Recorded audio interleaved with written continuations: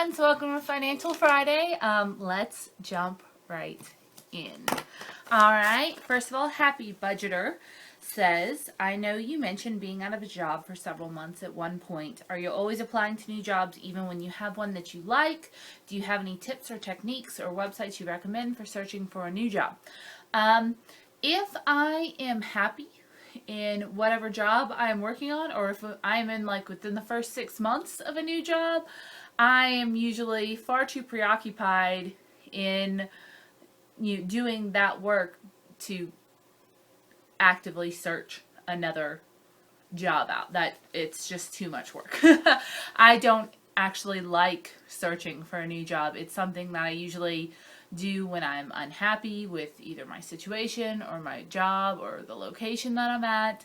And it seems like anytime I start to look for a new job, all the little bits of my life start to fall apart because you have to, update your resume and your website and all that stuff, and all the applications. Now, I'm a little bit lucky because in the journalism field, in the communications field, there's pretty much one main website that you use to apply out for jobs. It's the main one. It's called journalismjobs.com, and it's where I found my current job, and it's where I found my last job. And I don't think it's where I found the job before that because it was in the town I was living in college. But yeah, I don't. Anytime I've tried to get on like Monster or any of those other search engines, it just seems like all they do is try to, people only contact you to scam you or just like sell insurance on commission. And I'm very glad I don't have to deal with a bigger market. In my field, I'm somewhat happy. And so, no, I'm not always applying for jobs, only when I'm unhappy and kind of getting that itch to move. So, any tips or techniques or websites? Journalismjobs.com, but if you're not in the field, then you're not going to find anything there because that's all communications and public relations jobs in journalism. Any tips or techniques? My only real tip, and this is not applicable to every field out there, I have a personal website that I built just to centralize all of my clips and photography and resume and just my whole portfolio, basically. And I did this right after college when I was looking for a new job, and it seems like that's the key to me getting whatever job I want, at least for the last few times, because instead of attaching all these huge files that might even get rejected by a company's server, I just send one short email to the company that's looking for that I see it has an open position, and I say, "Dear so-and-so, my name's Schulte Wilson, I'm a journalist, I'm interested in the position you have open, I respect your server, and so I don't have to attach you a ton of files, here's a link to my website." And that's one quick email. I know it gets through, and it goes to, my website's very easy to use. It's just a WordPress template, and it has an intro page, and across the top you can see about me and a resume and my portfolio and all that stuff. Now, I'm not going to give it to you, don't even ask, because it contains a lot of personal information and contact information and locations of where I've lived and stuff like that, so sorry. But you can find plenty of examples of those online. Alright, and I hope that helped in some small way. I'm sorry, I'm in a very niche field. Alright, beerzzz says, are there Goodwill stores or something like that in the town you live in now? Yes, there are a couple. No, they are not very good. Most places I've lived before have had really good, at least one really good thrift store, or like a dirt cheap or something that you could pretty much always count on to find good stuff, or at least there were like discount grocery stores and everything. Here, it's just so isolated here in the middle of Arkansas with nothing around for 2 hours. It's very hard to find stuff. Even just like fabric to make curtains out of for that back bedroom, I couldn't find fabric at a thrift store, which is insane. So I ended up buying a bed sheet from Walmart, and I don't know, they're just not very good here. I found one sweater that I liked at a local thrift store, and I think that's, and some not real curtain rods, but like the little just white ones for the back bedroom, and I found those at a thrift store. Other than that, they're not very good here, unfortunately. Alright, Mimi That's Me says, love Finance Fridays, yay! Are you going to do the My Dave Ramsey story collab? Yes, probably, eventually. I was invited to that, I think sometime in February, but it was going up like the next day. And that's just not enough time for me to be able to develop content. And usually when you do a collab, you want all of the collaborators to kind of release around the same time. And so I knew I wasn't going to be able to get it up that week. So it's just kind of been moved to my eventually maybe list. So yeah, eventually maybe. Sorry. Alright, Linda Schulte Wilson says, good morning, BG. What is on your radar for Mena news coverage this week? And I'll answer that one first. Well, this weekend I am going to a Boy Scout camp to cover a thing that they're doing. And then there's also a, what was it? Oh, there's another event. I have to be up at like 8:30 a.m. on Saturday somewhere. And I don't remember what I have to go do, but I remember that I was very unhappy that it was at 8:30 a.m. on Saturday. So I'll be working all weekend, just like always. Random question for your next Q&A vlog. How do you plan to spend your 30th birthday? You have 2 years to save. Smile emoticon. Except she didn't do a smile emoticon. She wrote the words smile emoticon, which makes me smile emoticon. That's kind of a fun question, and I've been thinking about it a little bit because I'll be out of debt. And I'll probably have my BS3 fund in place. And so the first thing that actually popped into my head was New York. Now, I've never been to New York. It's always been on my list of places that I would love to go. Now, my birthday is in January, and January is very cold in New York. And I hate that my birthday's in January. I've always hated that my birthday's in January because I've always wanted to do... I'm a summer person. I'm a hot weather person. I always wanted to have a pool party or go camping or do this or that or the other thing, and you can't when your birthday's in January. You can't do anything except go to the roller rink.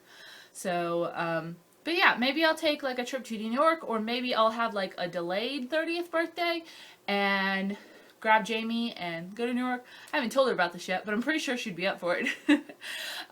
Just like, hey, we're gonna go to New York for my 30th birthday. Maybe we could go on her 30th birthday. That would be awesome. Yeah, because hers is in March. So, and we could celebrate it both together. We're gonna do that. She doesn't really watch my channel that often. So, that's gonna be my 30th birthday plan. We'll go to New York. And I know she hasn't been there before either. That would be fun. That would be a lot of fun. Alrighty, and Linda also says, while you're pondering your 30th birthday festivities, here's something else to think about. Do you carry renter's insurance? It's pretty cheap. If not, have you considered it? I'm not sure if it covers computers, cameras, etc. By the way, I'm posting the same question to Jackie and Chris. Once again, the words smile emoticon. Because I'm not sure she knows how that works, but that's okay. I know that Jackie and Chris have renter's insurance because they, internet... friend shamed me into getting it myself. They did a really good video a while back where their apartment complex got set on fire, or an apartment complex next to them got set on fire. There was a fire of some kind and they freaked out, but they had renter's insurance and it was such a peace of mind for them. And I'd had it previously and I'd let it lapse, and so I went ahead and got this, and this was like a year ago. So yes, I do have renter's insurance. It's wrapped up in my auto insurance policy. And I mentioned this in last week's Financial Friday. Someone else asked me if I had renters. And then several people mentioned that no one said that their renter's insurance was over $20 a month. It was always under, even in Canada. Freckle Finance mentioned that hers is only like $20. That's in Canada. You know everything's more expensive in Canada. And some people said that when they added renter's insurance to their auto insurance, they got a discount that covered the cost of the rental insurance, which is pretty cool. So that's, yeah, I have it. I'm very glad I have it. It would help a little bit if anything ever did happen. I'm sure it wouldn't cover everything, but it's a little bit of peace of mind. So I would highly recommend it. Alrighty. The rest of the questions are on my computer because I forgot to print them out. Okay, Lasse Sondergaard. Sorry. When you become debt-free, are you going to spend more money on food and eating out? Thanks for being such an inspiration. Kind regards from Denmark. Hi, Denmark. Probably. Yeah. I would love to spend more money going out. Especially when I moved to a bigger city, I love to do things like go to the theater, and, you know, go experience things that are going on, festivals, and all that costs money. And I certainly love eating out and experiencing cool cuisines and stuff. I like experimenting. But the main reason I don't do that right now, well, it's twofold. One, I'm in Mena, Arkansas, and there's nothing here. There are 2 Mexican restaurants and 1 Chinese restaurant. I went to the Chinese restaurant, and it was terrible. Like, worse than gas station sushi. Terrible. 10 times worse. Gas station sushi that is not refrigerated. Terrible. Yeah, there's nothing to do here. There is literally not... There's not even a chicken place here now that I think. No, there is a Taco Bell / KFC. That's it.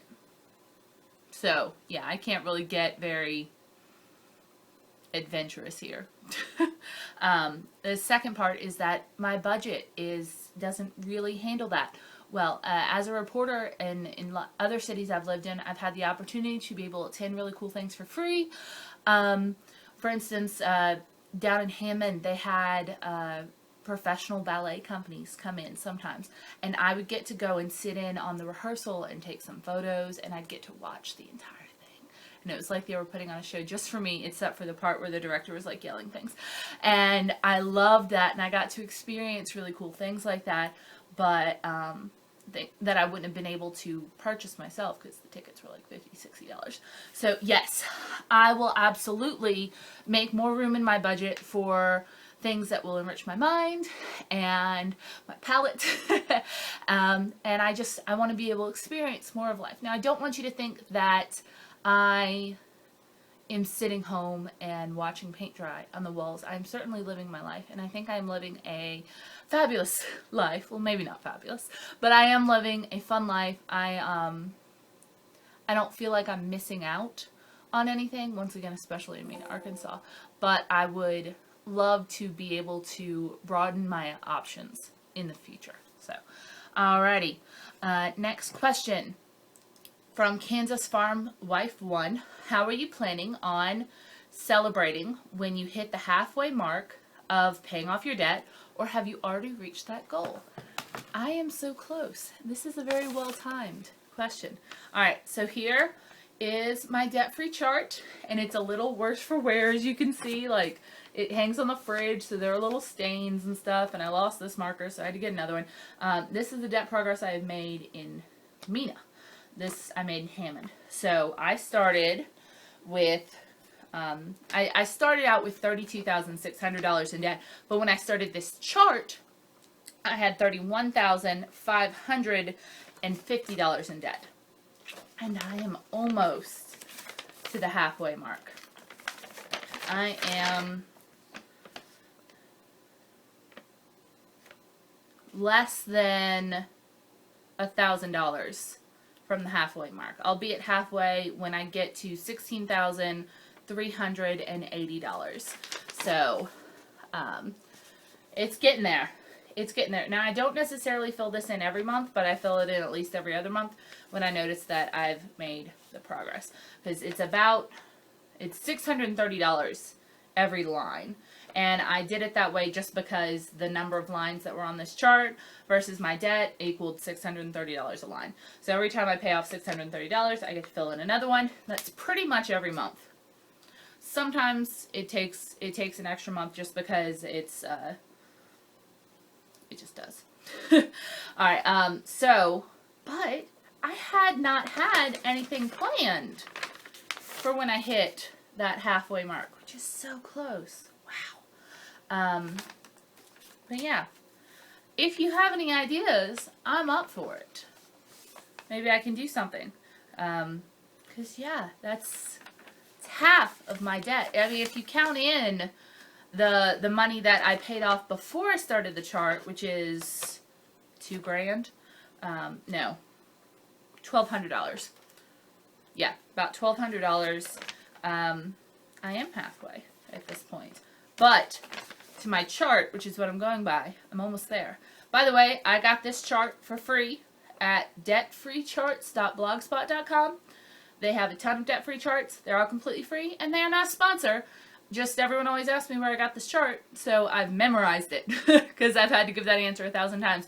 And they have charts that have like credit card that you can fill in, or car loan, or you know, Visa, MasterCard, and they have one that says like student loans. I just went with the debt-free one because it's awesome. And I'm getting there. Getting there! Alright, anyway, ideas for what I should do to celebrate my my halfway mark down below, please. And I don't think I want to spend more than like 20 bucks though, because I don't consider this like a real milestone. I consider like 15,000, 20,000, 10,000. I don't know. I kind of like to make a big deal of like the 5 marks, but that doesn't mean I shouldn't celebrate getting half of my debt gone. In fact, I probably should. So yeah, 20-ish dollar ideas down below. Thank you very much. I appreciate it. All right, and Anne Marie White asks, could you please do a video on no spend month? I've done those before. I did a no spend timber. Yeah, no spend timber in September of last year, and I will link those videos below. I will warn you right now, I am not a good no-spend sport. Because I live alone with just Rory, our meager $50 a month of personal money and $40 a month of eating out money, that's kind of my relief from work and from this apartment. And when I don't have that, I feel very cloistered in, and I don't know, I get angry at it, and there's no reason for me to, but it is only $90 that I get to put towards debt for basically suffering all month. So, in my videos below, one of them is entirely me complaining. Like, I pick up the camera every single time I want to buy something, and I complain about it, and it's actually fairly amusing, so you should watch it. But at the same time, you can see what a terrible sport I am. I will, however, tell you, because you're obviously looking for advice on how to do this better, because you failed one. I didn't read the full message, but she said, you know, I tried one and I failed horribly. And the queen of the no-spend month is Christy from the former Mrs. Jones. So I will link her channel down below. She just did a no spend February and killed, no spend January and killed it. She of course started the no spend September one, which I participated in begrudgingly, and I'm glad I did it, though I did end up failing it due to an issue where I didn't eat and gave blood and almost passed out, where a bunch of police officers were getting pepper sprayed. There's a video that goes through that. That's a fun one. I'm not good at those either. So go check out Christy. She seems to do it effortlessly. It seems like it just inspires her more when she does it, and she has good videos and tips. She tends to replace things that she would spend money on with activities that she does with her family. So she'll like video taking her going hiking with her cute little son and husband, or she'll do like cleaning videos, and so she'll kind of refocus her efforts on her home and her family. I don't do that. Certainly not on the home aspect. Sorry, if you could see my house right now, I would have me clean forks. My laundry is still in the basket. It's been a week. So yes, I will link her channel down below. She participates in no spends at least twice a year, I think. And I was invited to participate in January, but it was my birthday month, and I didn't want to. And so I might do one a year. I might never do one again because it seems like $90 to my debt maximum isn't worth me torturing myself for a month. It's just not to me. So, I'm sorry if that's not what you wanted to hear, but I too am terrible at those. I just, instead I find kind of inspiration in sell stuff months. So in conjunction with no spend timber, I did a sell stuff September, and I think I made like $600, $500 or $600. The majority of that was a camera lens, I will tell you that, but I went through my house and I listed a bunch of like DVDs and books and you know, shoes that I bought that didn't fit and all sorts of stuff online, and I sold a bunch of stuff, and that was awesome. And I need to do that again soon, very, very soon. Though I did just do a little bit of a clean out. I basically earlier this week I decided that anything I haven't worn since I've been in Arkansas that I moved here. I moved all the way here and I hadn't worn needed to go. So I saw a new consignment store was opening downtown, and by new I mean it's the only one here. They're opening up soon, and so I packed 4 bags full of, and a box of shoes, and just 4 bags full of stuff that I moved all the way here and I'm still not wearing. So hopefully I can make a little bit of money off of that, which I'd be very excited about. Yes. Okay, last thing, congratulations to Leah Henschel, who commented on my channel that she just completed BS1 and that she's very proud of herself and she's moving on to BS2. So just congratulations to you on that. Get that. I'm glad you got that snowball rolling now. You're excited about your win. Keep on going. As always, please subscribe, like, talk about me in the comments. I don't know. And while you're doing that, though, ask your financial questions below. Don't forget to tell me what I should do to celebrate paying off half my debt. So I will have my February wrap-up video up very, very soon. So keep an eye out for that. That's my nose. That's my eye. Those are my glasses. We're done now. It's 2 in the morning. Goodbye. I love you all. I don't know why you listen to me.